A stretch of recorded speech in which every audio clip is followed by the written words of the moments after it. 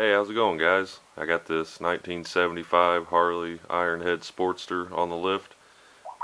Picked it up a few days ago.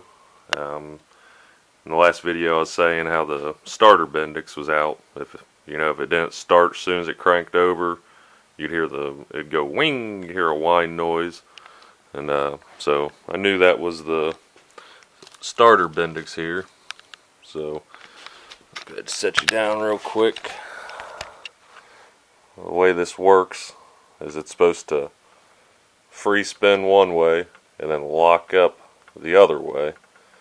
So this had a little sweet spot where if the gear, let's see if I can find it, if it moves both ways, it's bad. Let's see. And we can see it's sloppy like that, but I don't know, can't find the spot, but it had one spot where it was definitely slipping, so got that replaced.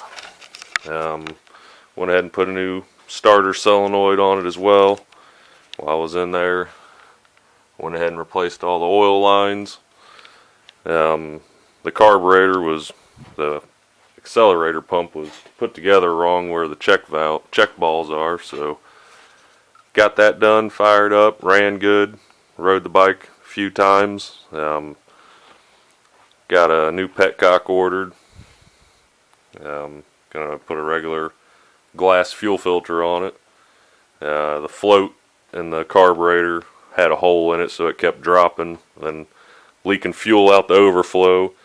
This whole cover was painted black, and then where all that gas ran on it started peeling off and looked like crap, so I stripped that off.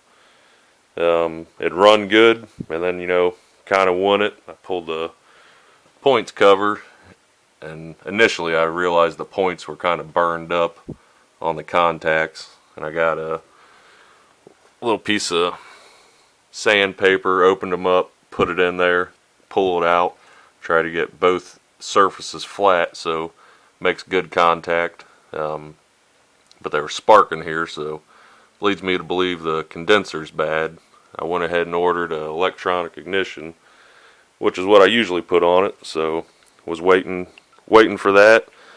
I hadn't pulled the primary cover off. When I did the starter, I was able to put the brass washer on the end of the shaft with some grease, put it on there.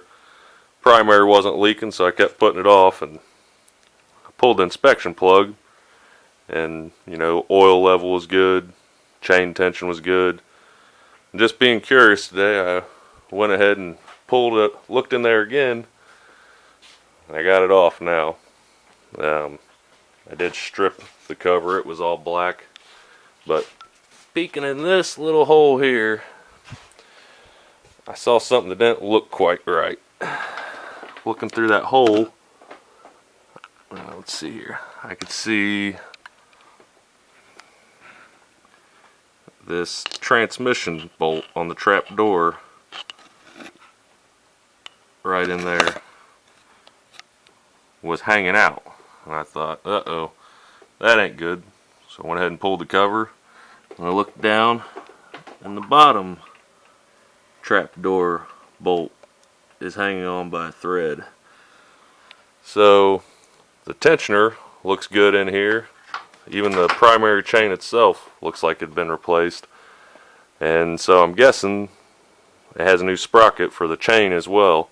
Thinking somebody probably had this all apart, maybe had the transmission out, and they didn't put the trap door bolts back in, so probably threw the clutch basket back on, covered it up, and forgot about it. And I've rode this bike. Everything was running good, shifting good.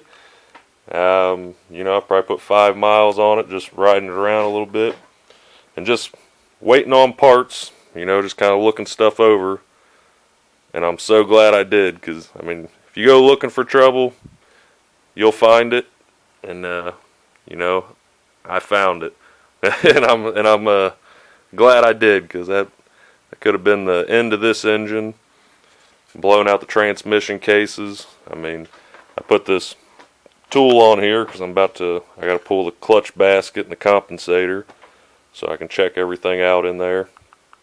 I threw this on here just to kind of show you. This is a little tool I made, nothing special, just a piece of flat stock, some 1/4-20 all thread. I tapped a bolt, or tapped the steel here, put a bolt in there. This is what I'm going to use to relieve the pressure on the pressure plate. So I'll loosen these bolts up, slowly back this out, and this center plate will come off. That way I can get to the nut. And for the front compensator, all this is a exhaust shackle, or a U-bolt for an exhaust. And I squished it down a little bit. I've used this for years. Because you look at that and you're thinking, man, I ain't got a tool like that. It goes right in there. And then I'll throw like not a wrench, I'm just showing you, but I'll throw a bar in there and twist it off. And this is another thing, not good. This, look at that. It's coming right off like that. I haven't put a bar on here or anything, so this front compensator's super loose. The tensioner's new. I think the tensioner and chain are new. Somebody's been in here and forgot all about the trap door bolts. So I'm glad I found that. Getting ready to pull the whole compensator and clutch basket and everything. Tighten them bolts up. Check everything out. Looked like the threads were good. Just got overlooked. And really scary because yeah, I was riding this a couple days ago and that could have been pretty catastrophic. So. Other than that, looks good, runs good. I did a compression test on it, and it had 145 on the front cylinder and 147 on the rear, so it's got great compression. I have the electronic ignition put on it here in a couple days. Should be a little upgrade to it. I went ahead and put new rocker shaft seals on that side, the O-rings. I put the red nuts over here, and it's coming together. But that was a shocker for sure, and that was a first for me. I've never came across that, and at least one that wasn't blown up. So you just never know unless you go digging. So a little update on this bike. Get that pulled off and get a video of it running and everything. It runs great, sounds good, but that could have been real bad. So there you go, guys, a little update on that. Got all the other ones crammed in here, ready to get something on the lift next. And thanks for watching. You guys need any parts or anything, I put a link in the description. Thanks for watching, guys.